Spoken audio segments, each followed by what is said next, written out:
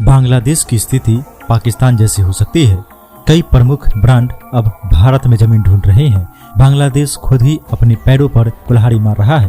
पहले राजनीतिक उथल पुथल और अब हिंदुओं पर हमलों ने वहां की कपड़ा इंडस्ट्री को बड़ा झटका दिया है। दुनिया भर के बड़े ब्रांड्स अब बांग्लादेश से अपना कारोबार बंद कर भारत में अपना व्यापार बढ़ाने के लिए जमीन तराश रहे हैं। इसका सीधा लाभ भारत की कपड़ा इंडस्ट्री को मिल सकता है। बांग्लादेश इस समय पाकिस्तान की राह पर चल रहा है। पूर्व प्रधानमंत्री शेख हसीना के इस्तीफा और देश छोड़ने के बाद वहां की स्थिति लगातार बिगड़ रही है। इसका सबसे बड़ा असर वहां की कपड़ा इंडस्ट्री पर पड़ा है। खासकर हिंदुओं पर हो रहे हमलों के कारण इस इंडस्ट्री में और भी ज्यादा चिंता बढ़ गई है। हालात यह हो गई है कि कई कंपनियां बंद होने की कगार पर है। बांग्लादेश की गारमेंट्स इंडस्ट्री चीन के बाद दुनिया में दूसरी सबसे बड़ी इंडस्ट्री है।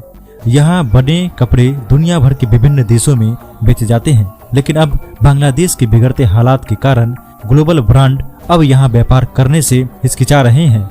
इन कंपनियों के लिए यह जोखिम बना सकता है और इसलिए ये भारत में अपना कारोबार के लिए संभावनाएं देख रहे हैं। बांग्लादेश की गारमेंट्स इंडस्ट्री का वहां के जीडीपी में अहम स्थान है। 2024 में बांग्लादेश की गारमेंट्स इंडस्ट्री वहां की जीडीपी का 11% योगदान देती है और इस सेक्टर का 80% रेवेन्यू एक्सपोर्ट से आता है। अगर बांग्लादेश की कपड़ा इंडस्ट्री पर दबाव बढ़ाता है तो वहां की अर्थव्यवस्था पर भारी असर पड़ेगा, जिससे बेरोजगारी और आर्थिक मंदी हो सकती है। ऐसे में बांग्लादेश को पाकिस्तान जैसी हालात जैसी आर्थिक संकट का सामना करना पड़ सकता है। गुजरात के इस शहर को मिल सकती है।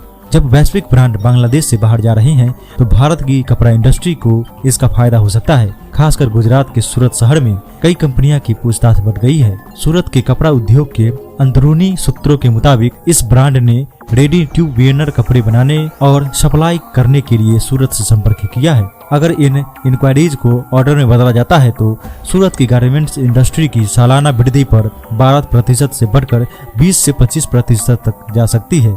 इन शहरों को भी हो सकता है फायदा। South Gujarat chamber of commerce के पूर्व अध्यक्ष आशीष गुजराती के मुताबिक इस नए अवसर पर लाभ केवल सूरत को ही नहीं मिलेगी, बल्कि भारत के अन्य शहरों जैसे तमिलनाडु के तिरुपुर और कोयम्बटूर, पंजाब का लुधियाना और उत्तर प्रदेश का नोएडा भी उठा सकते हैं। इन शहरों में भी हो सकता है टेक्सटाइल। इन शहरों में भी टेक्सटाइल अब मौजूद है और ये भी कपड़ा की इंडस्ट्री की वृद्धि में योगदान कर सकते हैं।